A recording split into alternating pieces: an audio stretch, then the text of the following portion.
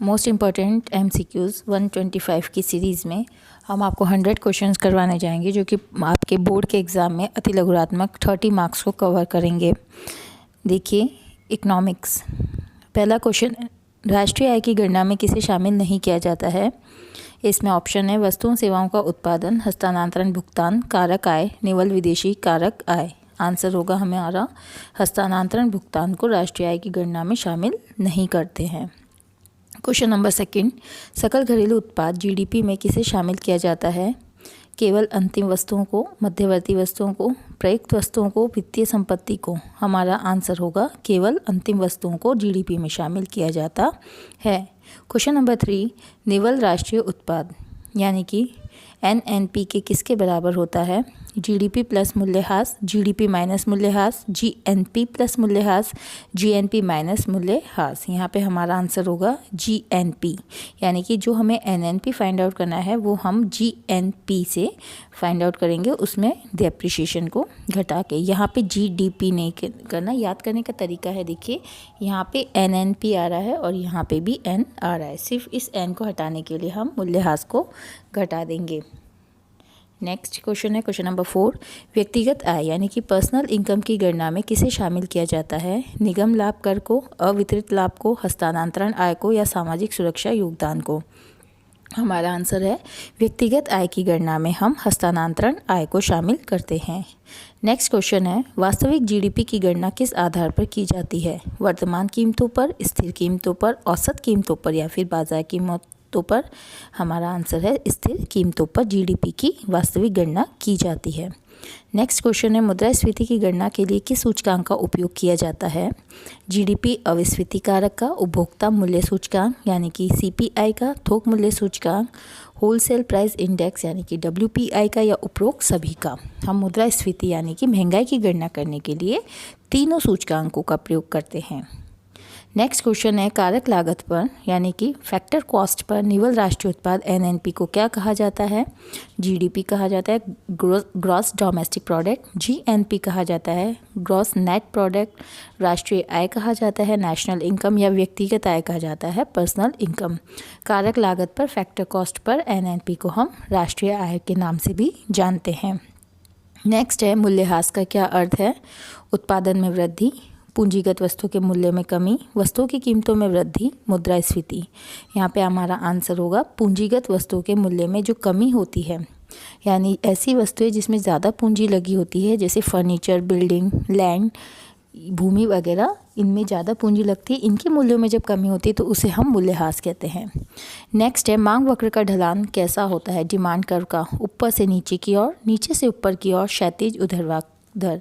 Answer है ऊपर से नीचे की ओर, क्योंकि डिमांड, हमारी मांग एक समय के बाद कम होने लगती है। पूर्ण प्रतियोगिता में विक्रेताओं की संख्या कैसी होती है? बहुत कम, कम, बहुत अधिक या एक? पूर्ण प्रतियोगिता में विक्रेताओं की संख्या बहुत अधिक होती है, यानी एक ही सामान को बेचने वाले बहुत से दुकानदार होते हैं। नेक्स्ट क्वेश्चन है, उत्पादन संभावना वक्र क्या दर्शाता है? वस्तुओं की अधिकतम मात्रा जो उत्पादित की जा सकती है, वस्तुओं की न्यूनतम मात्रा जो उत्पादित की जा सकती है, वस्तुओं की औसत मात्रा जो उत्पादित की जा सकती है, कोई नहीं। हमारा आंसर होगा उत्पादन संभावना वक्र में वस्तुओं की अधिकतम मात्रा जो कि हम कई साधनों से, संसाधनों से उत्पादन कर सकते हैं। नेक्स्ट क्वेश्चन है, GDP क्या मापता है? देश के नागरिकों की कुल आय, देश की उत्पादित वस्तुओं सेवाओं की कुल आय, देश के कुल निर्यात या देश के कुल आयात को। हमारा आंसर होगा GDP में हम देश में उत्पादित वस्तुओं और सेवाओं के कुल मूल्य को मापते हैं। वस्तु और सेवा दोनों इसमें आएगी। केंद्रीय बैंक का मुख्य कार्य क्या है? लाभ कमाना, मुद्रा जारी करना, वस्तु का उत्पादन करना या इनमें से कोई नहीं? केंद्रीय बैंक यानी कि हमारे भारत का RBI बैंक, जिसका काम मुद्रा को जारी करना होता है।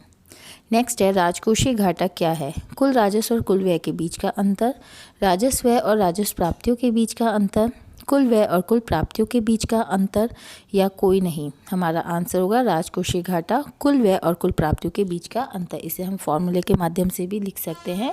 कुल व्यय में से माइनस कर देंगे हम कुल प्राप्ति, यानी जितने भी हमारे टोटल एक्सपेंस हुए हैं उनमें से हमारे टोटल इनकम को माइनस कर देंगे तो हमारे पास आ जाएगा राजकोषीय घाटा। नेक्स्ट है समष्टि अर्थशास्त्र के अंतर्गत निम्न में से किसका अध्ययन किया जाता है? राष्ट्रीय आय, पूर्ण रोजगार, कुल उत्पादन या इनमें से सभी। समष्टि अर्थशास्त्र यानी समग्र यानी बहुत वृहत स्तर पे जो हम अध्ययन करते हैं अर्थशास्त्र में, उसमें ये सभी शामिल हो जाती है। इसमें वृहत स्तर पे राष्ट्रीय आय आती है, पूर्ण रोजगार जो कि पूरी अर्थव्यवस्था से संबंधित है, कुल उत्पादन जो कि पूरी अर्थव्यवस्था से संबंधित है, इसलिए यहाँ पे ये सभी आ जाएंगे। नेक्स्ट है अर्थशास्त्र को दो भागों में किसने विभाजित किया है? अर्थशास्त्र को दो भागों में, जो कि दो भाग है हमारे, समष्टि और व्यष्टि, ये हमारे को डिफाइन किया है रैगनर फ्रिश ने। नेक्स्ट है अर्थव्यवस्था को वर्गीकृत किया जा सकता है 3 प्रकार में, पूंजीवादी, समाजवादी और मिश्रित। पूंजीवादी अर्थव्यवस्था ऐसी अर्थव्यवस्था होती है जिसमें सारे व्यक्ति निजी रूप से कार्य करते हैं। समाजवादी अर्थव्यवस्था ऐसी अर्थव्यवस्था होती है जिसमें समाज के लिए कार्य किया जाता है, यानी सरकार द्वारा किया जाता है। और मिश्रित अर्थव्यवस्था होती है जिसमें पूंजीवादी और समाजवादी दोनों का रूप पाया जाता है, जो कि हमारे भारत की अर्थव्यवस्था है। नेक्स्ट, साधन बाजार में मजदूरी दर का निर्धारण कैसे होता है? श्रम की मांग और आपूर्ति के द्वारा, सरकार द्वारा, नियोक्ता द्वारा या उपरोक्त सभी। साधन बाजार में मजदूरी दर का निर्धारण, यानी हमें याद रखना है जो मजदूरी दर है, वेजेस रेट है, उसका निर्धारण श्रम की मांग और आपूर्ति, यानी कितनी श्रम की डिमांड है और कितनी श्रम की सप्लाई है, उसके आधार पे किया जाता है।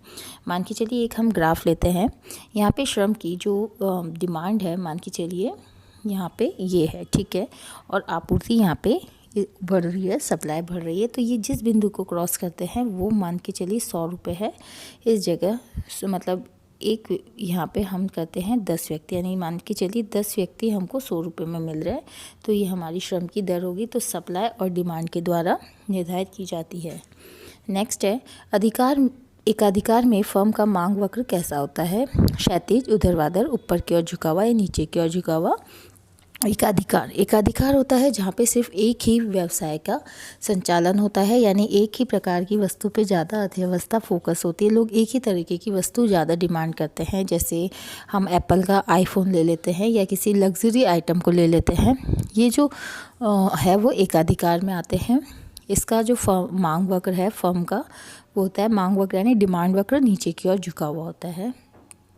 नेक्स्ट है पूर्ण प्रतियोगिता में फर्म का मांग वक्र कैसा होता है? पूर्ण प्रतियोगिता होती है जहाँ पे मांग और पूर्ति के द्वारा बाजार चलाया जाता है, यहाँ पे एक ही प्रकार के अनेक वस्तुएं होती है।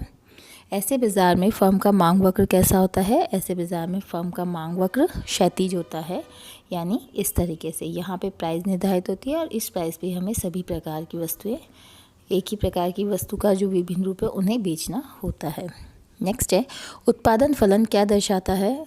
आगत और निर्गतों के बीच के संबंध को, उत्पादन लागत को, उत्पादन राजस्व को या उपरोक्त सभी। उत्पादन फलन आगत और निर्गतों के बीच के संबंधों को दर्शाता है। आगत यानी इनपुट और निर्गत यानी आउटपुट, यानी जितना हम इनपुट, जितने हम संसाधनों का प्रयोग करते हैं, तो उस आधार पे मान के चलिए हमने 100 संसाधनों का प्रयोग किया तो हमारा आउटपुट भी 100 होगा। यदि हम 110 संसाधनों का प्रयोग करते हैं तो हमारा आउटपुट भी 110 होगा। इस तरीके के इन दोनों के बीच में जो संबंध होता है उसे हम उत्पादन फलन के नाम से जानते हैं। नेक्स्ट, खुली अर्थव्यवस्था में क्या शामिल है? आयात और निर्यात, पूंजी प्रवाह, विनिमय दर या उपरोक्त सभी। खुली अर्थव्यवस्था एक ऐसी अर्थव्यवस्था होती है जो कि अन्य देशों के साथ व्यवसाय करती है, इसे हम खुली अर्थव्यवस्था कहते हैं। इसी के विपरीत होती है एक बंद अर्थव्यवस्था। बंद अर्थव्यवस्था कहलाती है जो कि अपनी देश की सीमा के अंतर्गत ही व्यवसाय करती है। खुली अर्थव्यवस्था में क्या शामिल है? तो जाहिर सी बात है, खुली अर्थव्यवस्था सभी देशों के साथ व्यवसाय कर रही है, तो इसमें आयात भी होगा, निर्यात भी होगा, इसमें पूंजी का प्रवाह भी, यानी पूंजी का आदान प्रदान भी होगा, इसमें विनिमय दर, एक्सचेंज रेट भी शामिल होगी, यानी इसमें सब उपरोक्त सभी शामिल होंगे।